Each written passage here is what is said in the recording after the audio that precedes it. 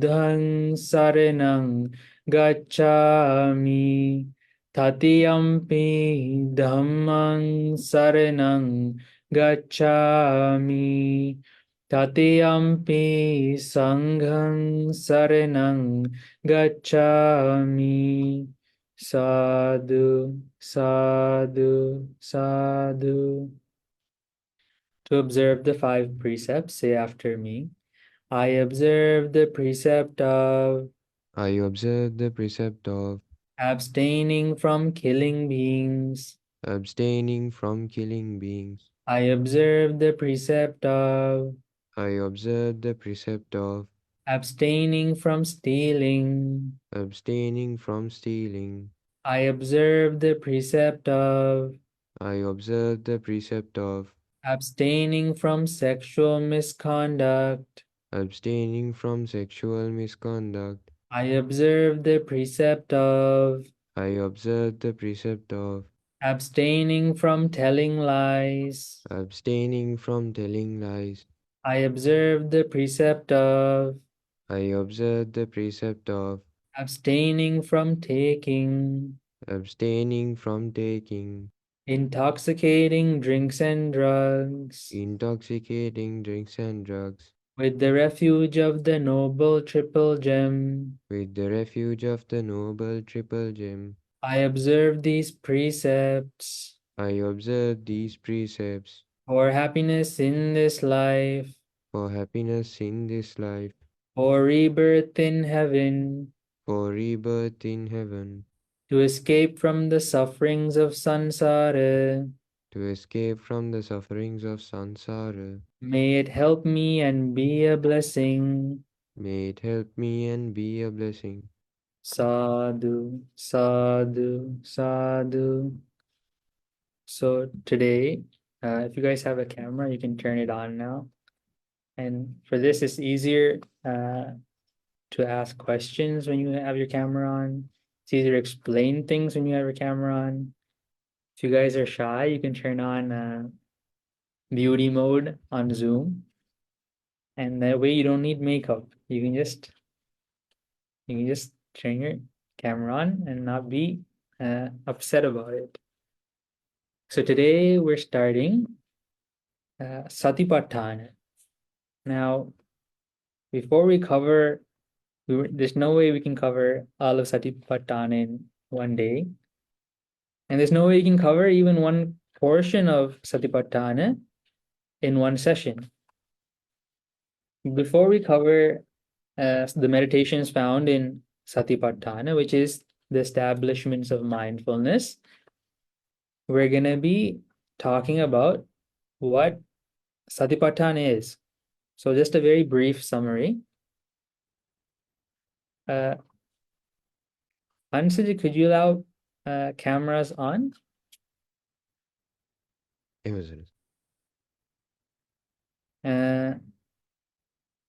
So in Satipaṭṭhāna, the Supreme Buddha teaches the monks when he was living at in the Kuru country in Kamasa Dhamma. He taught monks there's this one path, this one way that if you practice this, if you train with this, it will lead to your purification. That means purification meaning he's able to get rid of defilements. He's able to get rid of anger, lust, delusion, ill will, doing an eye for an eye, erasing others' qualities. All these defilements, he can get rid of them. So this one path is there for beings to be able to get rid of, to be able to purify themselves. And then it says, this is the path to overcome sorrow. That means to get rid of sorrow and suffering, to get rid of pain and grief, and to attain higher knowledge. And to realize Nibbana, that means to escape from all suffering. And as Supreme Buddha teaches, there's four parts in this. What are this? This is the 4 establishments of mindfulness, Sattara Satipaṭṭhāna. And this is Kāyanupassana, Vedanupassana, Chittanupassana, and Dhammanupassana. So the first section is Kayanupassana. That means you're observing, you're being mindful about this body. Now, Kayanupassana has various different meditations within it. And the first one we find is Anapanasati. Anapanasati. That means mindfulness of breathing. Now, here we have to understand a few things. When we say mindfulness of breathing, before we start, the Supreme Buddha, before he practices this meditation, he says a few terms here. We have to understand this meditation really well before we sit down and practice. And what's the reason? It's because, let's say, when we sit down and practice this meditation, when we practice breathing meditation, doubt might arise within you. Am I doing this correctly? Is this the right step? What am I supposed to do now? So it's important before we sit down and meditate, we should have a very good understanding of how we're supposed to do this, when we're supposed to do this, and so forth. So in the beginning, the Supreme Buddha teaches, here a monk, 𝗏𝗶𝗶𝗂 𝗪ඤ්ඤගතෝ රුක්ඛමූලගතෝ ශුඤ්ඤාගාරගතෝ. That means āranyagato means aranya. We say in Sinhala aranya. It means to a forest. He's gone to a forest. Or rukkamula. That means he's gone to the foot of a tree. He's gone to where? Either the forest, to the foot of a tree, or to ශුඤ්ඤාගාරගතෝ. That means to a secluded, empty place. Usually means empty residence or empty kuti, but to an empty place. Now, what's this empty of? What is it? What is it even saying? What does it mean? It's empty. Empty of what? Chaturma, what do you think? What is it empty of? It's empty of humans. There's no people here. Why? When we practice meditation, the human voice is very, very bothersome. We're so used to listening to people's voices. We're so used to trying to perceive people's voices that when we sit down in a quiet place, if someone's talking near us, instantly our attention focuses on what they're talking about, and we try to, we automatically try to figure out what they're saying. We try to see what those words mean. That happens naturally for us. So here the Supreme Buddha teaches, first, what does he do? He picks a suitable moment and location to meditate. This is very, very important. So how do we find a suitable time? For example, let's say you're staying at home. Let's say you're a housewife. Should you pick a time when you have to cook, when you have to take care of your kids, when your husband's about to go to work? No, you should pick a time. Okay, the kids have gone to school. And then your spouse has also gone to work. Now you're all alone in the house. That's a suitable time. That's a time where you can practice meditation. No, there's no bothers. If you pick a time when there's a lot of bothers in the house, someone might come and ask you, oh, can you help me with this? Can you do that for me? And then what happens? Instead of trying to meditate, you end up getting conflicted with that person. So let's say you're the person going to work. Maybe before you wake up early, you wake up earlier than anyone else. Then you have a time when no one, the house is quiet, the children are asleep, your spouse is still asleep, you're up first, and you have a few moments where you can meditate in peace. So that's how when you live in the lay life, you have to pick your time wisely. You shouldn't pick a time where you know you're going to get disturbed. So again, this is very, very important. Anapanasati, when you're doing breathing meditation, even the smallest human voice is a huge bother. Instantly, you'll lose your concentration because we're just beginning. When you first start off, it's hard to maintain that concentration. Then the Supreme Buddha teaches, then what does he do? So he picks the right place, he picks the right time, and he picks a suitable location first. And then what does he do? He sits down, folding his legs crosswise. Now, Not everyone is able to sit down with their legs crossed. Some people have knee problem, but that's okay. So he sits down, and then there's another. This is an important part though. It says ujung kayang panidaya. That means he keeps his body straight. It's not bent. That means it's not curved. It's not curved like this. His body is straight. It's rigid. And why is that important? What are we trying to focus on? We're trying to focus on the breath. When your body is curved or is bent, if it's not straight, then your breath can't go through your body properly. It gets blocked. So then it makes it harder to focus on the breath. And after a while, your body starts hurting. Then instead of focusing on the breath, your mind goes to back pain or your legs hurt or whatever it is. And then when we meditate, so let's say we're meditating, it's important. Let's say we're sitting on the floor. You can get like a small cushion, 2-3 inch cushion, and then sit on the very edge. When you sit like that, your back automatically becomes straight. And then how do you keep your hands? How should we keep our hands? What do we do with our hands? You can either have them on your knees like this. So imagine there's knees here. Your hands are on your knees, or you can keep them in your lap. You shouldn't keep it like this. You shouldn't keep it like this. Why is that? Why shouldn't we keep it like this or like this in the air? Any guesses? Try doing this for 5 minutes and see if your arms hurt or not. Soon, in 5 minutes, your hands and fingers are going to start hurting.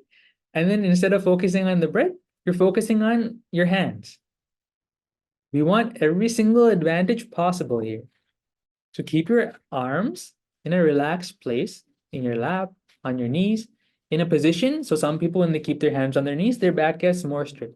Some people, when they keep it in their lap, their back becomes even more straight. So find a comfortable position where your arms don't get tired, but your back is straight. Do not lean against anything. That's what lazy people do. You're going to fall asleep. When someone wants to meditate, but really wants to fall asleep deep down, what do? They meditate on their bed. Or they meditate while lying down on the bed, like, oh, I'm going to practice loving kindness meditation. No, you're not. You're about to fall asleep. So don't pick those kinds of positions. If you're going to meditate on the floor, on a little cushion, meditate on a chair if you have knee pain, and keep your back straight. Don't even if you're sitting on a chair with a backrest, don't rest on the backrest. Try to sit on a position where your back is automatically straight. And after a while, you'll get used to it. So your body has to adjust too. And then you can also practice exercises. So our teacher, 𝗏 also taught us various exercises where if you have trouble sitting cross-legged, you can practice these exercises and help become more flexible so you can sit longer. So using exercises is not a bad thing. It helps train your body to meditate. We're not exercising to make our body beautiful. We're exercising so we can meditate longer. So using exercise is not a bad thing. It's good. It helps for the maintenance of your body. So now we've picked a suitable time. We've picked a suitable location. Then what does he do? So now his body is erect. He's sitting down properly. His body isn't crooked. Then what does it say? 𝗏𝗏𝗂𝗏𝗂𝗏𝗂 𝗏𝗏𝗂𝗏𝗂𝗏𝗂. That means mindful, he breathes in.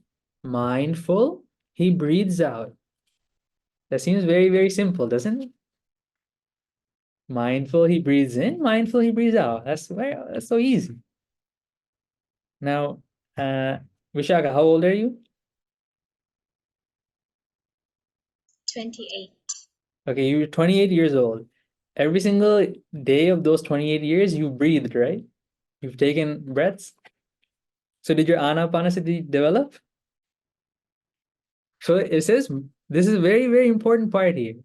So he breathes in, he breathes out. But before that, what does he say? Mindful, he breathes in. Mindful, he breathes out. So what's the important part here? Everyone, whatever your age is, for that long, you've been every single day, every single moment, you've been breathing, but your mind hasn't developed. So what's the important part here? Not just breathing. The important part is establishing mindfulness, being mindful of breathing in, breathing out. So what does he do? He now, when you become mindful, how do we do that? So we have to pick so there's various ideas, there's various methods on how you can focus and become mindful on the breath. You can't say they're wrong. You can't say this is the correct way, that way is wrong, because everyone is different. But when you practice breathing meditation, 99% of people have two spots that they can focus on the breath much easier than other spots. For some people, it's the tip of the nose. So close your eyes for a moment and just try to focus on your breath and try to figure out where your breath, where you can be mindful about the breath. So some people it's the tip of the nose, some people it's the inside roof of the nose, up here. Some people, the breath, they feel it more there.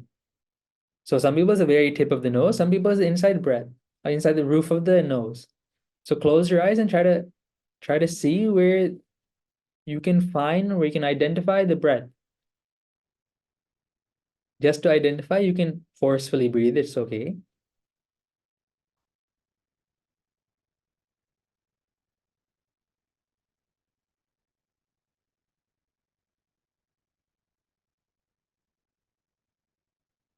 Okay, you can open your eyes. So Chaturma, where do you feel the breath? The tip of the nose or the inside? You don't know? Hmm? The tip? Yes, tip of The tip. Shalini? nose.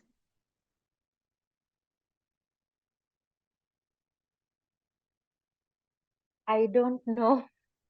So you have to focus, you have to like close your eyes and try to focus on, so you can forcefully breathe just to figure out where you're gonna feel it. Forcefully take a deep breath in and take a deep breath out and try to see where you can focus on the breath the most. So the tip of the nose, the very entrance of the nose, some people have that. And then, or inside the roof, like the roof of the nose. Usually those two spots, it's easy for people to identify. So take a deep breath and then try to identify that.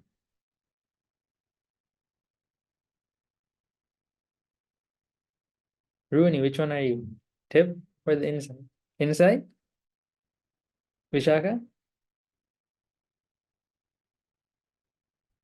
Inside my nose, but I don't know if it's because I'm sick. So I have a cold. I don't know.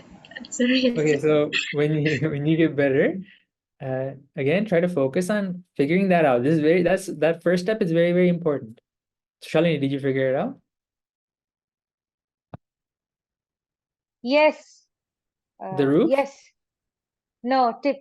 Tip. Okay. So, and I'm assuming everyone else probably figured it out as well. If you didn't, you should practice that. So now once you know where you can focus on the breath, now what do? Now with your eyes closed, mindfully you breathe in and breathe out. But this does not mean you forcefully breathe in and breathe out. Okay, there's a big difference. We're not forcing the breath. We're not forcefully taking a breath in and breath out. What we're doing is our natural breath, the normal way we breathe, we're simply focusing on it. When there's a breath in, you know there's a breath in. When there's a breath out, you know there's a breath out. We're not forcefully taking in a breath and forcefully forcing out a breath. Does that make sense? So no matter, right now we're breathing, but we're just simply watching. We're not like breathing in deeply and then breathing out. We're only watching. That's very, very important. Don't ever try to forcefully breathe. Otherwise, you won't be able to focus on the breath. So when he breathes in, he knows. Now, when we do this, there are lots of ways someone can focus on this. Focus on where they feel the breath. So some people, we said, it's the tip of the nose. Some people said it's the roof of the nose. Imagine this. So when we're focusing on the breath to begin with, let's say there's a door. Okay, there's a kingdom, and then there's a door, and there's a doorkeeper. Okay, there's a guard at the door. Now there's a guard. What's his job? He's the doorkeeper. His job is he checks in the people coming in, the people going out, right? But where does he stand? Where's his position?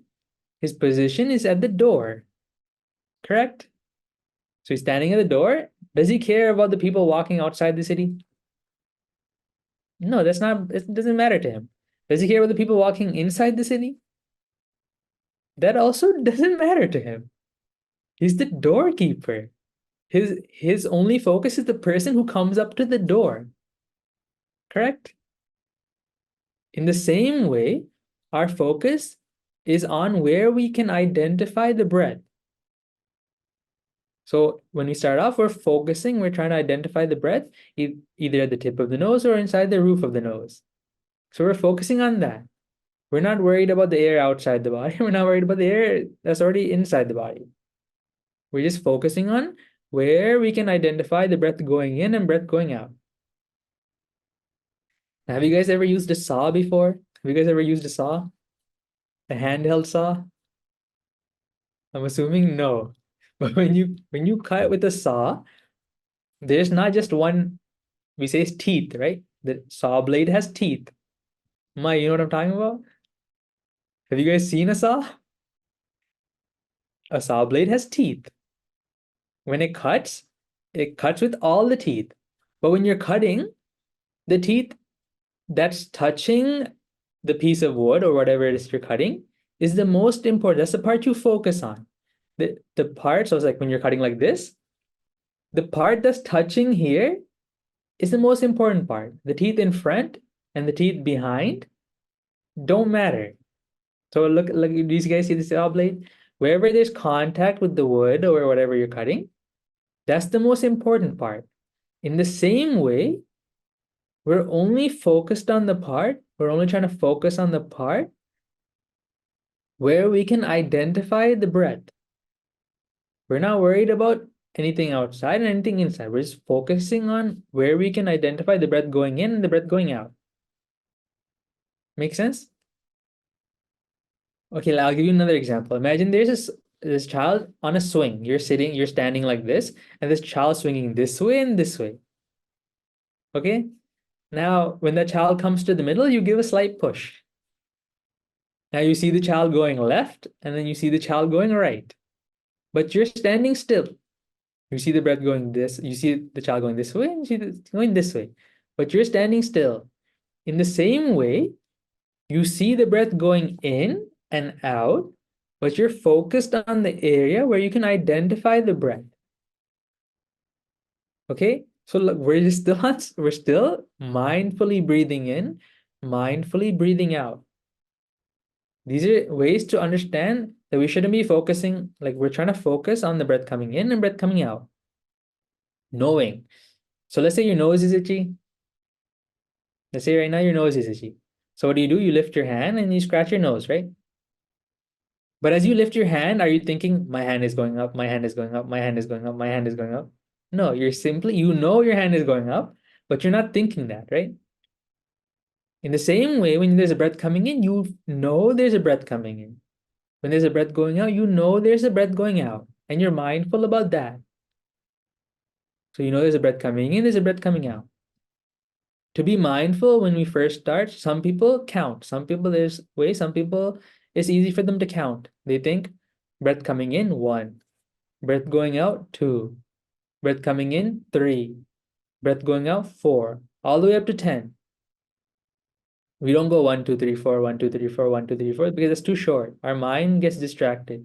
And we don't go 10, 11, 12, 13, 14, all the way up to, because then our mind focuses on counting, not the breath. So in between 5 and 10 is a good number. So breath coming in, 1. Breath going out, 2. In, 3. Out, 4. And then he counts. But this is only in the beginning, okay? Just when we're trying to identify the breath, so we can figure out this is where the breath is coming in and out. Once he gets used to it, he stops counting. And then some people, it helps for them to think.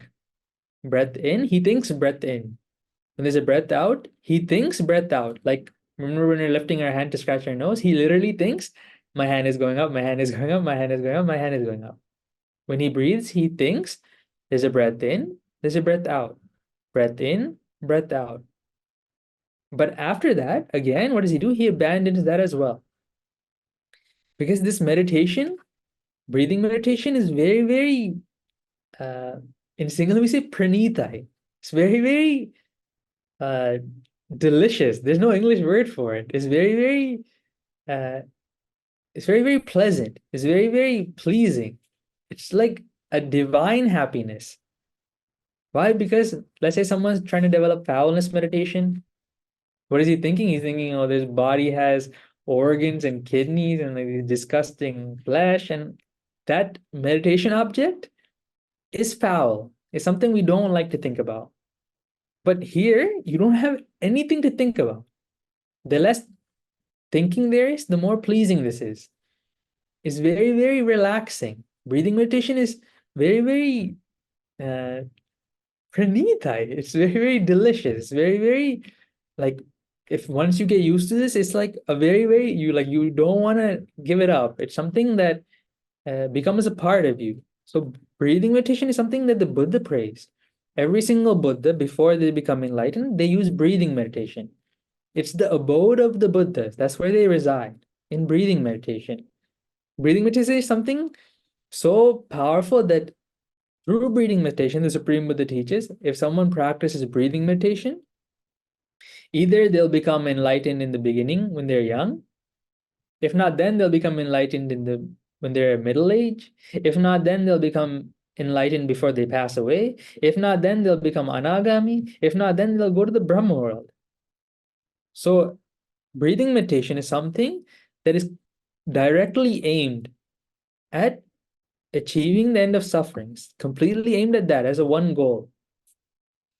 And when you practice breathing meditation, as you develop one thing, as you develop breathing meditation, 4 things develop. As those 4 things develop, 7 things develop. As those 7 things develop, you are able to achieve 2 things.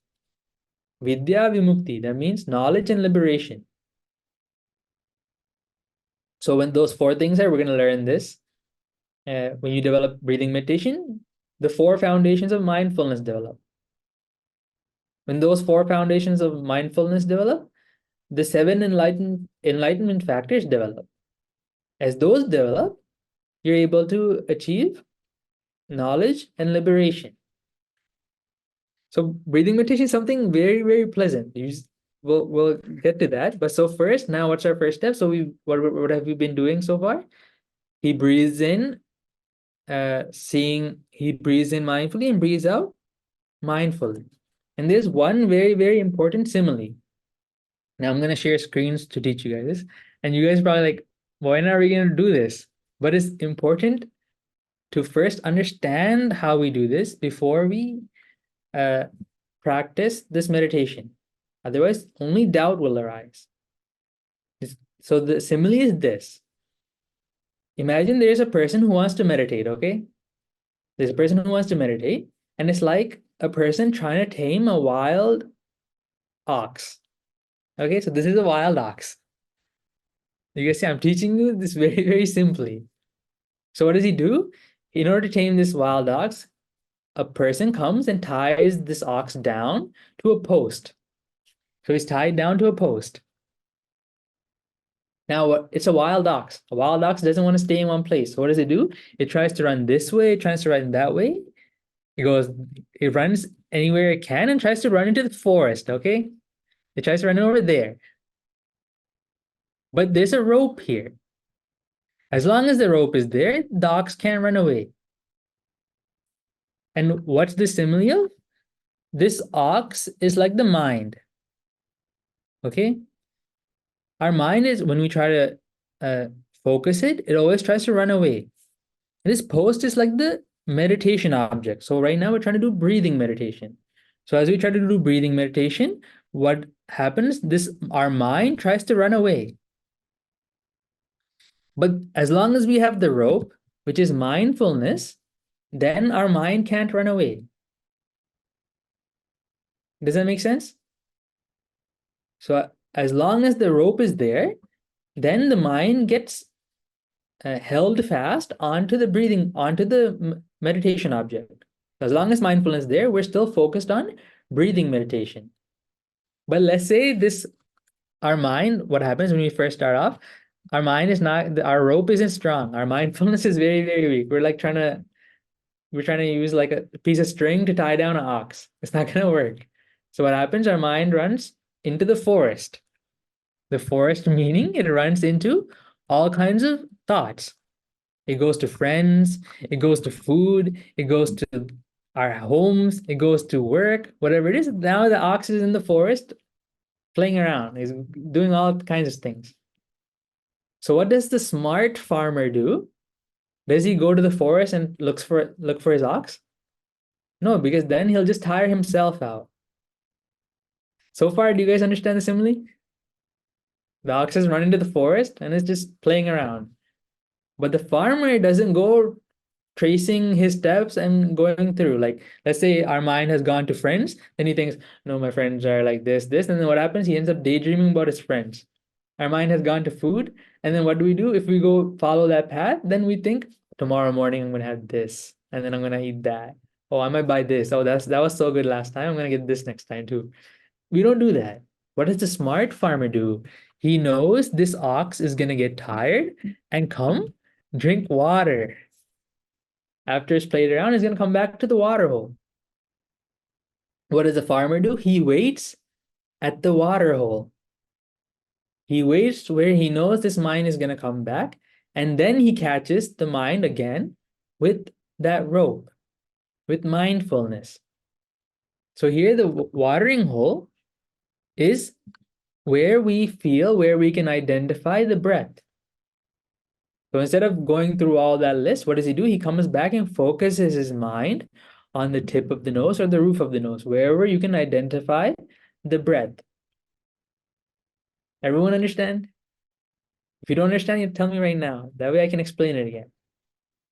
So mindfully he breathes in, mindfully he breathes out. And then what happens? So he's doing this with some effort. He has practiced this. Then what happens? Dīghang va asasanto dīghang asasamīti bhajanāti. When he breathes in long, he knows this is a long breath. When he breathes out long, he knows this is a long breath out. Now this long breath in, long breath out isn't just us, like let's say we just worked out or something, we just ran, and we're like breathing in harshly. That's not what this is. This is not our normal breath. This breathing in long and this breathing out long comes with a concentrated mind. After you reach some level of samadhi, after a mind gets concentrated a certain amount, then our breath naturally becomes long. It becomes very long. It becomes long, like, you know how in the beginning we said mindfully we breathe in, mindfully we breathe out. Now the breath, you can say breath in, breath in, breath in, breath in, like 5-6 times. That's how long it becomes. And then when you breathe out, you can say breath out, breath out, breath out, breath out 5-6 times. It becomes that long.